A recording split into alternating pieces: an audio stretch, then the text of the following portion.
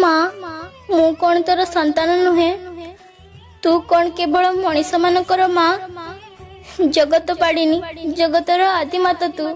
सतरे कौन तू तोर निर्दोष निरीह संतान रक्त बळी खुशी होई पुणी आउ गोटे संतान तू मानसिक पूर्ण करिथाउ हेले मु एक कथा जानिछि जे केबे हेले गोटे माँ तार संतान रक्त बळी संतुष्ट होई पारे नहीं हेले तोर मनीष संतान माने तते खुशी करिया पई बिना दोषरे हम मानकर रक्त बळी देई तते संतुष्ट करिथांती बोली कहिथांती हेले कहिलु माँ सतरे कोन तते कष्ट हुए नहीं तो आखि आगरे जेते बेले तोर मनीष संतान माने